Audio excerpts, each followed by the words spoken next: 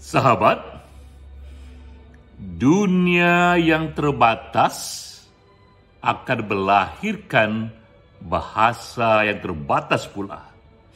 Dan budaya yang kaya akan juga melahirkan bahasa yang kaya, karena bahasa adalah batin dari budayanya, batin dari dunianya.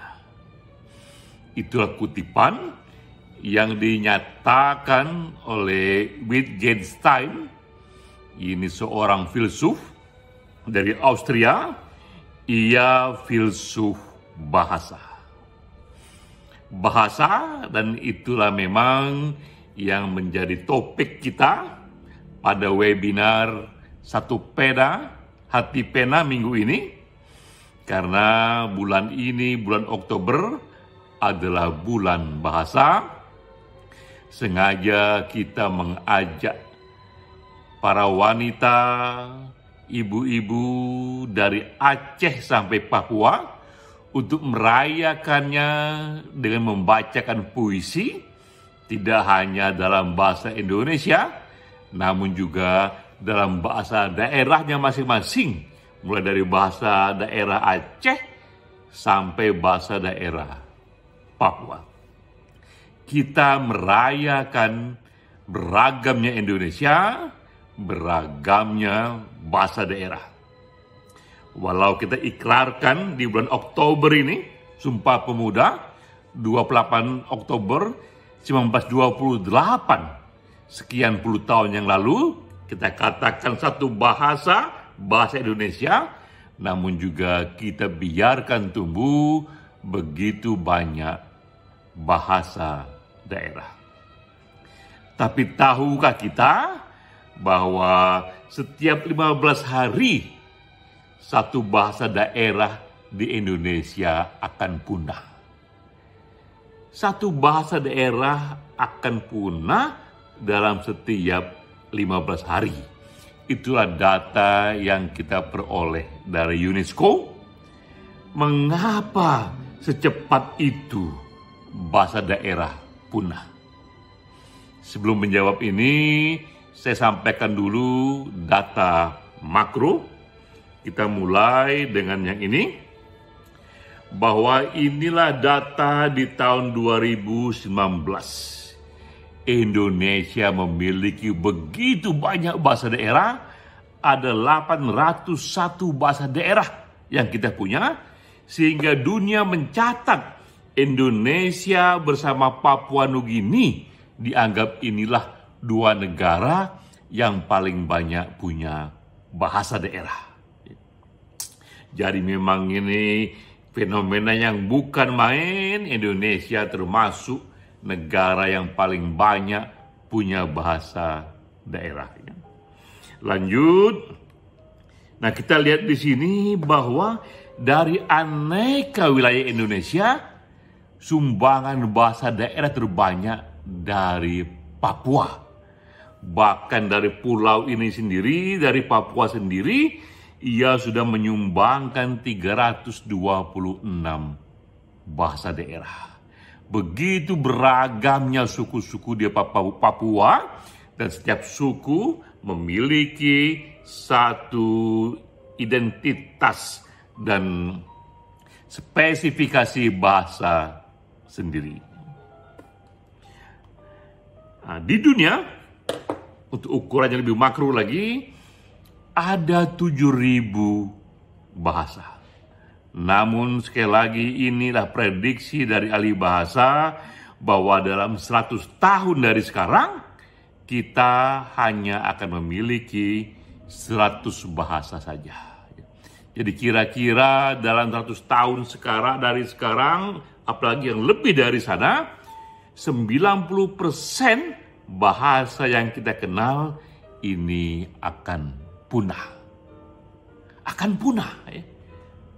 Apa yang terjadi? Ya? Apa penyebabnya? Ini beberapa analisa. Tadi sesuai dengan yang dikatakan oleh Wittgenstein, bahwa bahasa itu adalah cermin dari budayanya. Jika budaya itu budaya yang sangat maju ilmu pengetahuannya, ia akan punya banyak sekali kosakata ilmu pengetahuan.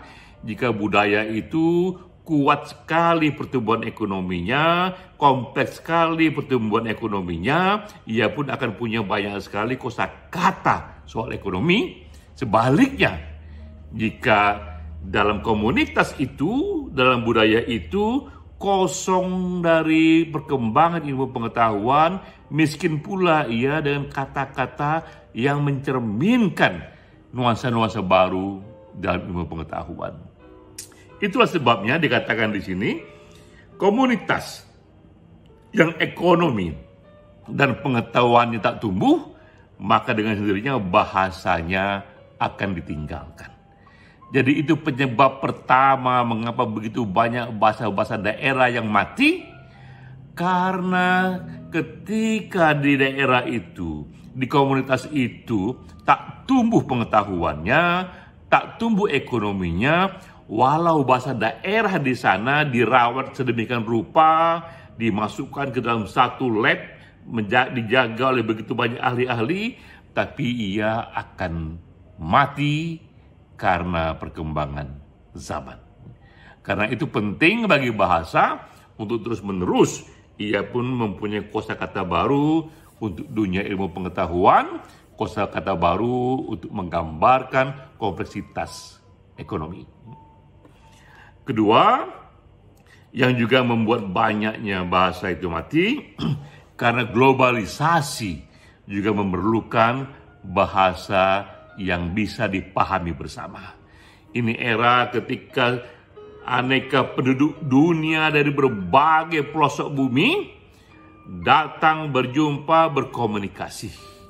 Mustahil mereka bisa berkomunikasi tanpa ada common language yang mereka bisa pahami. Dengan sendirinya mereka berkomunikasi akan memakai bahasa yang kosakatanya cukup lengkap untuk menggambarkan pengetahuan di zamannya, untuk menggambarkan nuansa-nuansa ekonomi di zamannya, untuk menggambarkan kosakata yang merupakan cerminan batin bagi perkembangan budaya di zamannya.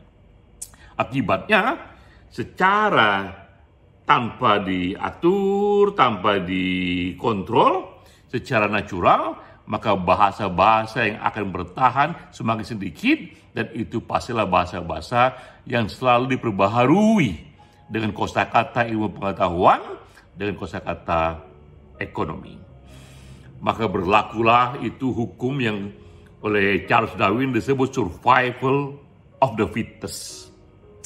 Pada waktunya, berbagai gagasan dalam bahasa itu berinteraksi sedemikian rupa, dan yang akan bertahan hidup hanyalah bahasa yang sesuai dengan zamannya, yaitu bahasa yang terus-menerus diperbarui karena zaman yang terus-menerus berubah.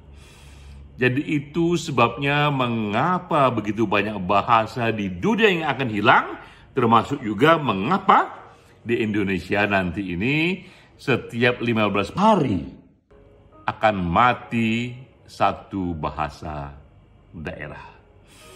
Namun bulan ini, bulan bahasa, memang sengaja kita merayakan bahasa, dan sengaja juga kita justru mengangkat kembali kekayaan bahasa daerah kita. Sebelum masing-masing penyair wanita membacakan puisinya, saya pun ingin membacakan puisi dari daerah saya, dari Palembang. Ini pantun dalam bahasa Palembang yang nanti akan saya terjemahkan ke dalam bahasa Indonesia. Baju adik berwarna abang,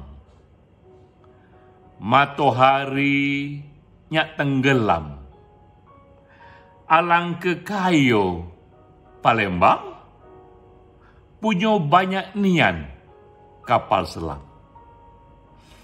Ini kira-kira artinya mengatakan baju adik berwarna merah, matahari akan tenggelam, alangkah kayanya Palembang karena punya banyak kapal selam.